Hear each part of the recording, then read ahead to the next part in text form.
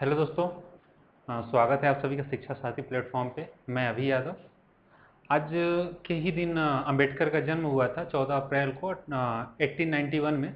तो सोचे एक वीडियो बनाया जाए और बताया जाए कि अंबेडकर किस तरीके से संघर्ष किए, कैसे कैसे एक शोषित समाज को उनको मुख्य धारा में लाने का प्रयास किए, किस प्रकार से एक शिक्षित व्यक्ति जो विदेशों में पढ़ाई करके आया, उसके बावजूद उसके पास बहुत सारी ऐसी चीज़ें थी कि वो जाके विदेश में रह सकता था, वहाँ अपने जीवन को बेहतर जी सकता था, लेकिन उसके बावजूद वो यहाँ आकर के अपने समाज के लिए कार्य करने के लिए सोचे। तो सबसे पहले जब हम अम्बेडकर जी की बात कर रहे हैं, तो जब हम अम्बेडकर अम्बेडकर जी की बात करते हैं तो इसमें ये जो है, इनका एक स्टेटमेंट है कि शिक्षा शेरनी का दूध है, जो इसे जितना पिएगा उतना दहाड़ेगा। तो इन्होंने ऐसा किया।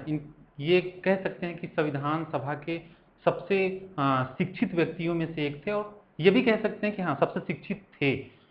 क्योंकि जब हम देखते हैं कि संविधान सभा में जब ये कोई बात बोल रहे होते हैं तो उस टाइम पे कोई ऐसा व्यक्ति नहीं है जो इनकी बातों को जल्दी काट पाए। शायद एक दो ऐसे व्यक्ति रहे हों जो शायद इनकी बातों को काटते, इनके बातों पे सवाल का खड़ा करते, लेकिन उसके अलावा हम देखते हैं तो शायद बहुत सारे ऐसे नेता रहे जो इनके शिक्षा के सामने बौना साबित होते दिखे।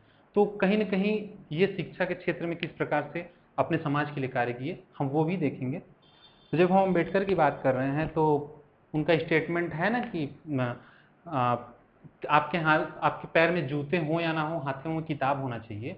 तो अंबेडकर ने किताब पकड़ा। ये अपनी जाति के पहले ऐसे व्यक्ति थे जिन्होंने चौथी कक्षा को पास किया। तो अब इनके जाति में जब चौथी कक्षा पहली बार कोई ऐसा व्यक्ति है जो पास कर रहा है, तो उस समय समाज जो था ऐसा दिखा जैसे कि कोई और नहीं है जो मतलब इससे पहले कोई चौथी कक्षा तक भी गया हो। तो ये अपने लिए आगे भी बढ़े, 10वीं कक्षा पास किए। 10वीं के बाद आगे की पढ़ाई के लिए वो कोलंबिया यूनिवर्सिटी गए, लंदन स्कूल ऑफ इकोनॉमिक्स गए। तो ये इनके पास कम से कम शुरुआती में जब हम देखें तो इनके पास 32 डिग्रियां थी।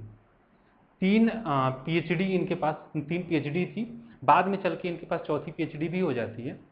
अंबेडकर को कभी कभी ये भी कह दिया जाता है कि अंबेडकर किसी एक जाति के नेता हैं, लेकिन ऐसा नहीं है। अंबेडकर किसी जाति के नेता नहीं, अंबेडकर इस देश के नेता हैं। अंबेडकर जाति, उस जाति के लिए उन्होंने काम तो किया, कार्य किया है उनके विकास के लिए, उनके डेवलपमेंट के लिए, कि उनको मुख्य धारा में लाने के लिए बहुत सारे प्रयास किए हैं। लेकिन उसके बावजूद इस देश में अगर कहा जाए तो अंबेडकर मुख्य रूप से महिलाओं के लिए कार्य किए हैं। महिलाएं आज अगर अपने कामों को कर पा रही हैं, शिक्षा पा रही हैं, वोट का अधिकार है, तो ये सारी चीज़ें अंबेडकर के वजह से है। अंबेडकर को इस तरीके से हम देख सकते हैं जैसे अमेरिका में हम कह सकते हैं अब्राहम लिंकन को। अब्राहम लिंकन कैसे, तो हम जब अब्राहम लिंकन की बात कर रहे होते हैं तो हम देखते हैं कि अमेरिका जो आज़ाद हुआ 1776 में हो गया, उसके बाद 1787 तक संविधान बना। लेकिन उसके बावजूद हम देखते हैं कि जो वहाँ के दास थे उनको वो आज़ादी नहीं मिली थी। अमेरिका तो आज़ाद हो गया, अमेरिका आज़ाद हुआ, लेकिन जो वहाँ के दास थे उनको आज़ादी नहीं मिली। वो जाके 1860-70 के दशक में उनको आज़ादी मिलती है। तो कहीं ना कहीं ये ठीक ऐसे ही है जब जैसे भारत में अम्बेडकर जी का है। अम्बेडकर जी जब वहाँ विदेशों से पढ़ के आए तो यहाँ पे देखते हैं कि उनका जो समाज है वो वैसे ही अभी दबा कुचला है, शोषित है, और उनको भी वैसे आज़ादियाँ नहीं मिल रही है। जब अंग्रेजी शासन था तो जो अंबेडकर जी थे उनको लगता था कि हम भारत से आज़ाद तो हो जाएंगे, भारत को आज़ाद तो करवा ले जाएंगे, लेकिन जो एक जाति है जो हजारों साल से शोषित होती हुई आ रही है वो शायद आज़ाद ना हो पाए, क्योंकि उनकी जो मानसिक स्थिति थी वो शायद शिक्षा से दूर होने के कारण और ज़्यादा दबती हुई चली गई थी। तो कहीं ना कहीं अम्बेडकर का योगदान है इस समाज के लिए। जब हम अम्बेडकर की बात करते हैं तो हम देखते हैं कि अम्बेडकर जब पढ़ाई के लिए शुरुआत किए तो वो जब पहली बार स्कूल में गए, वो जो समाज है कहीं ना कहीं जो सवर्ण वर्ग है वो अपने लिए शिक्षा की बात करता है, और कहा जाता है कि जो अछूत समाज है, जो निचले स्तर पे आता हुआ समाज है, उसको शिक्षा नहीं दिया जाना चाहिए। तो उस समय पे उस परिस्थिति में अंबेडकर स्कूल जाते हैं। तो कहीं न कहीं ये तो अंबेडकर को भी पता था और शायद उनके माता पिता को भी पता था कि हाँ, उनके साथ ऐसी परिस्थितियाँ आने वाली हैं जो काफ़ी ज़्यादा थोड़ा-सा हो कह सकते हैं कष्टदायी हो सकती है। जब अंबेडकर स्कूल जाते तो वहाँ पे जो बाकी बच्चे होते वो कहीं आगे बैठे होते, लेकिन जब अंबेडकर जी को बैठना होता तो वो अपने साथ दरी लेके जाते और पीछे कहीं कोने में बैठे होते। अब वो पीछे कहीं कोने में बैठते तो उस बालक की मन स्थिति को देखिए कि वो बालक कितनी सी उम्र रही होगी, वो जाके पीछे बैठ रहा है। आज के समय में अगर किसी बालक को ऐसे परिस्थिति का सामना करना पड़े तो कहीं न कहीं वो नहीं हो पाएगा। तो उन्होंने ऐसे समय पे उन्होंने शिक्षा को ध्यान में रखा और शिक्षा के लिए वो पीछे भी बैठे, शिक्षा हासिल की। उनकी माताजी जो थी, कहीं न कहीं उनका बहुत बड़ा योगदान भी रहा उनके शिक्षा के लिए, क्योंकि उनकी माताजी ने कहा होगा ना कि कुछ भी करो, पढ़ाई पे ज़्यादा ध्यान और लड़ाई पे कम हो, क्योंकि आपको विचारों से लड़ना है। तो अंबेडकर जी को विचार के लिए सबसे पहले ज़रूरी था कि उनको शिक्षा चाहिए। अब वो क्या करते हैं कि चौथी कक्षा पास करते हैं, 10वीं में जाते हैं। जब 10वीं में जाते हैं तो उनके जो एक अध्यापक थे वो गौतम बुद्ध की एक किताब देते हैं। अब गौतम बुद्ध की जब किताब देते हैं तो कहीं न कहीं अब अंबेडकर अपने आत्मकथा में लिखते हैं कि ये उनका टर्निंग पॉइंट रहा, जो उनके जीवन का टर्निंग पॉइंट रहा 10वीं कक्षा, जब उनको गौतम बुद्ध की एक किताब दी जाती है उनके अध्यापक के द्वारा। और वो कहते हैं कि हम अपने गुरु, जो अपने अध्यापक हैं और जो वो किताब है उसको हम कभी नहीं भूल सकते। तो अब अंबेडकर इसके बाद शिक्षा ग्रहण करते हैं, विदेश में जाते हैं, विदेशों से आते हैं। उनके पास बढ़िया समय था, वो विदेशों में जाकर रह सकते थे, अपना जीवन अच्छा तरीके से व्यतीत कर सकते थे। लेकिन जब वो भारत आए तो भारत के लोगों को चुने। एक बार की घटना है, जो उनकी माताजी हैं वो बीमार पड़ गई। जब वो बीमार पड़ी तो जो वैद्य था वो दवाई के लिए जो उनके इलाज के लिए नहीं आया, उसकी वजह कि वो एक अछूत समाज से थी, एक निचले स्तर के समाज से थी, इस वजह से नहीं आया। तब अंबेडकर जी कहते हैं या अपने लिए उसमें लिखते हैं और कहते हैं कि हम दैहिक इलाज को तो दूर नहीं कर सकते हैं, लेकिन मानसिक इलाज करना ज़रूरी है। और कहीं न कहीं अंबेडकर उसके लिए प्रयास भी करते हैं, बहुत जगहों पे करते हैं। तो अंबेडकर दलितों के नेता तो हैं, अंबेडकर महिला अधिकारिता के लिए भी हैं। अंबेडकर ने महिला अधिकारिता की बात की, महिलाओं को शिक्षा देने की बात की, और उसके लिए गांधी जी से, नेहरू जी से बहुत सारे डिबेट भी हुए। डिबेट के विषय में कभी और इसके विषय में जाना जाएगा। तो अब गांधी जी क्या हैं कि गांधी जी डिबेट करते अब एक समय था जब अंबेडकर जी के मन में आ गया था कि हम हिंदू धर्म में पैदा तो हुए हैं, लेकिन हिंदू धर्म में मरना नहीं पसंद करेंगे। करीब 1934-35 की बात है। तो गांधी जी इनको समझाते हैं कुछ, तो ये उस टाइम तो अपना विचार बदल लेते हैं और हिंदू धर्म को नहीं छोड़ते हैं। लेकिन इसके बाद जब हम देखते हैं तो मरने से वो ठीक कुछ 1.5-2 महीने पहले वो अपने जो समाज है उसको संशय में डाल के नहीं जाना चाहते थे। जब वो संशय में डाल के नहीं जाना चाहते थे तो वो अपना धर्म जो है वो बौद्ध धर्म को स्वीकार कर लेते हैं। अंबेडकर कहते हैं कि जो उनको उनके गुरु रहे हैं वो 3 हैं। उन्होंने 3 लोगों से सीखा है।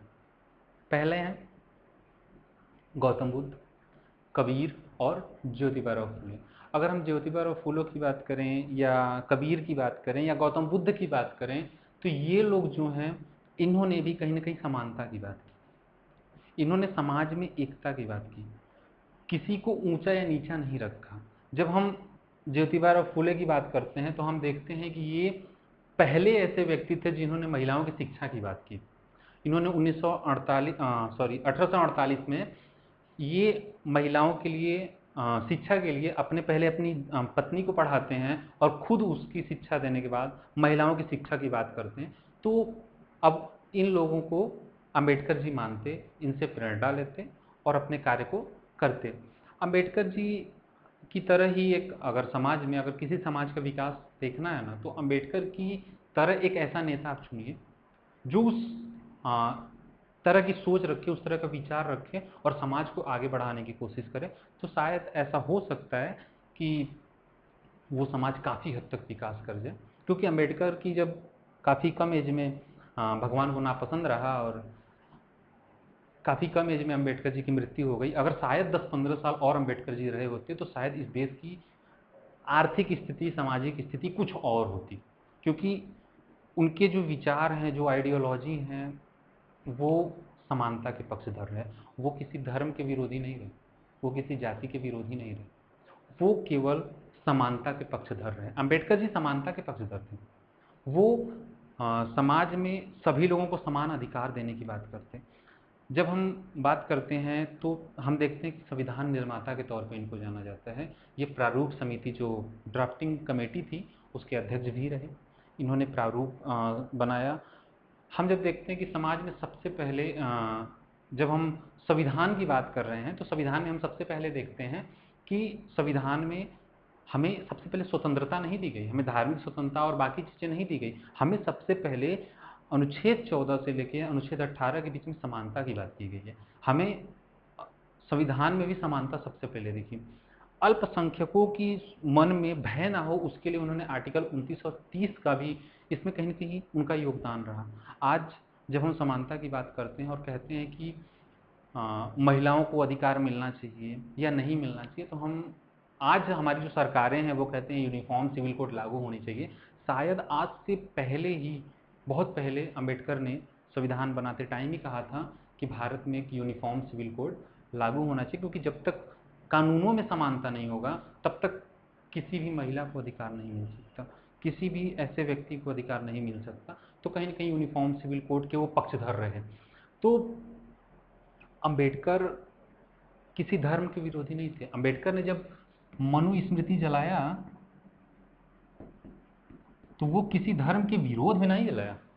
मनुस्मृति जलाने का अर्थ है कि वो एक ऐसी व्यवस्था से चिढ़े हुए थे जिस व्यवस्था में समानता नहीं थी। उस समानता को लाने के लिए प्राचीन काल से चली आ रही व्यवस्था का विरोध जरूरी था। प्राचीन काल से चली आ रही व्यवस्था की खात्मा करना जरूरी था।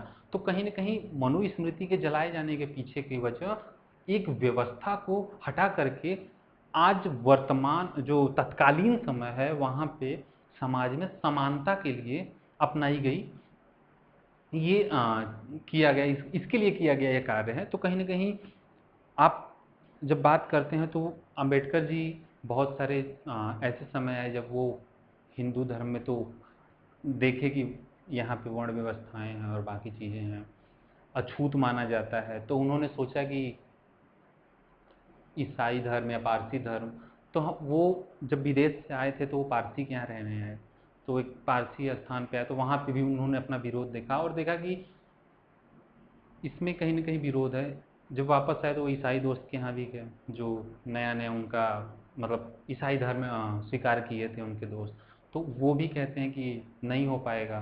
तो कहीं ना कहीं अम्बेडकर लिखते हैं अपनी आत्मकथा में कि हिंदू धर्म में अछूत होने का मतलब है कि आप पारसी और ईसाई में भी अछूत हैं। जब वो एक समय था जब दौलताबाद में कोई एक किला है वहाँ पे अपनी आत्मकथा में लिखते हैं तो उसमें देखते हैं कि वो कहते हैं कि हम जब वहाँ गए तालाब में हाथ मुँह धोए तो वहाँ पे भी कुछ लोग आए जो मुस्लिम समुदाय के कुछ लोग थे, उनका भी विरोध उनको देखने को मिलता है। तो कहीं ना कहीं उनको लगता है और वो कहते हैं कि हिंदू धर्म में अछूत माने जाने का मतलब केवल पारसी और ईसाई में ही नहीं बल्कि मुस्लिम समाज में भी अछूत माना जाना है। तो कहीं ना कहीं अंबेडकर जी इन चीज़ों से देखे और उनको लगा कि नहीं, हाँ आप सैद्धांतिक तौर पे कितना भी कह लें कि हमारा समाज में समानता है, लेकिन हम वो जब व्यवहारिक तौर पे अंबेडकर जी ने एहसास किया, महसूस किया उन चीज़ों को, तो उन्होंने उनको लगा कि नहीं, हाँ सैद्धांतिक तौर पे होना कुछ और है और व्यवहारिक तौर पे होना कुछ और है।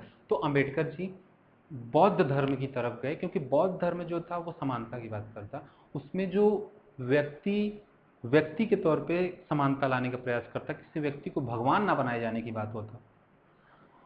वहाँ पे सभी को स्वतंत्रता थी अपनी बातें रखने की। तो कहीं ना कहीं उनका जो मन है वो उसकी तरफ भागा।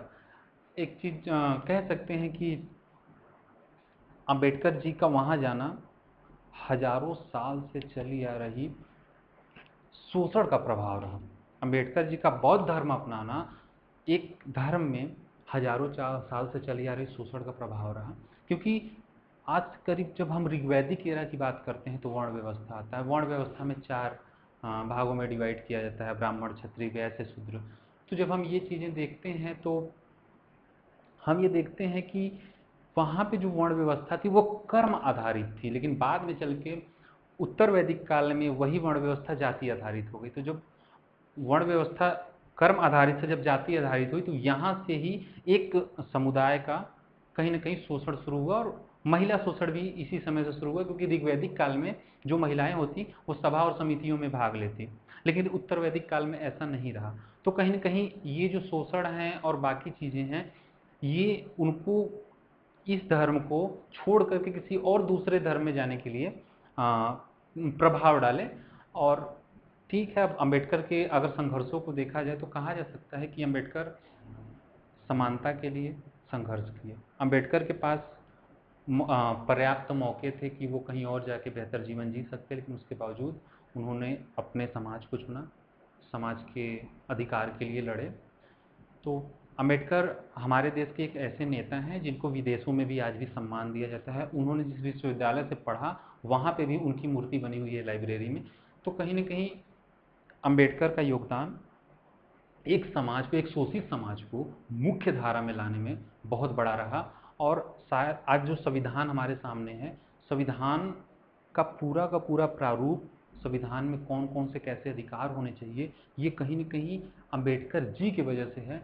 तो अम्बेडकर हमारे नेता हैं और हमें सैल्यूट है ऐसे नेता पे जिन्होंने समाज में समानता की बात की, जिन्होंने समाज में एकता की बात की, जिन्होंने किसी को ऊंचा या नीचा नहीं रखा, जिन्होंने समाज को बराबरी का बात सिखाया, जिन्होंने किसी अम्बेडकर कहते हैं कि हम किसी समाज का विकास इससे नहीं देखते कि वहाँ का समाज कितना विकसित है, हम इससे देखते हैं कि महिलाएं कितनी विकसित हैं उस समाज की। तो कहीं ना कहीं अम्बेडकर का ये स्टेटमेंट हमें एक राय देता है, एक चीज़ सिखाता है कि आप किसी भी समाज में एक पक्ष को छोड़ के आप केवल पुरुष वर्ग को आगे बढ़ा के आप समाज का विकास नहीं कर सकते। समाज का विकास तब हो सकता है जब सभी वर्गों का विकास हो, सभी वर्गों में अपने लिए गरिमा का भाव हो, सभी वर्गों को सम्मान की बात है, समानता की बात है।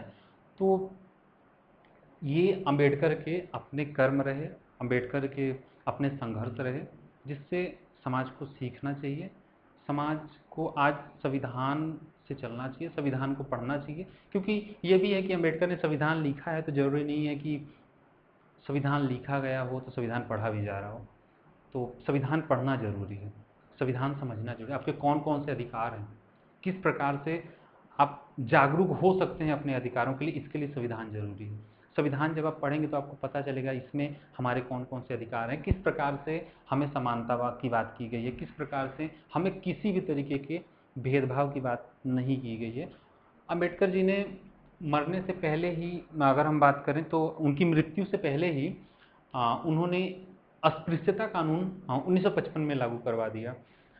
उन्होंने, जब हम समानता की बात करें संविधान में तो हम देखते हैं कि आर्टिकल 17 जब पढ़ रहे थे तो उसमें जो अनटचबिलिटी है, जो अस्पृश्यता का अंत की बात करते हैं, और उसके आधार पे 1955 आते आते वो जो हैं अस्पृश्यता कानून भी लागू करवा देते हैं। और कहीं ना कहीं ये एक समाज में जो शोषित वर्ग रहा उसके जागरूकता के लिए, उसके अधिकारों के लिए ज़रूरी भी था। तो अंबेडकर जी को समझना है तो अंबेडकर जी की तरह सोचना पड़ेगा, उस समाज को जीना पड़ेगा, उस समाज के जो तत्कालीन समाज था उसमें किस प्रकार से उस व्यक्ति का शोषण हुआ, बचपन से लेके एक ऐसे व्यक्ति जब वो कुछ असिस्टेंट प्रोफेसर तक बन गए उसके बावजूद उनका समाज में जो व्यवहार रहा लोगों का उस तरीके से नहीं रहा।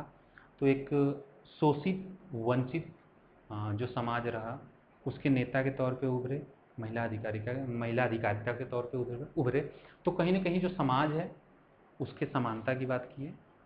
तो हम कह सकते हैं कि ओवरऑल की जो अंबेडकर जी हैं वो भारत के नेता हैं। So thank you.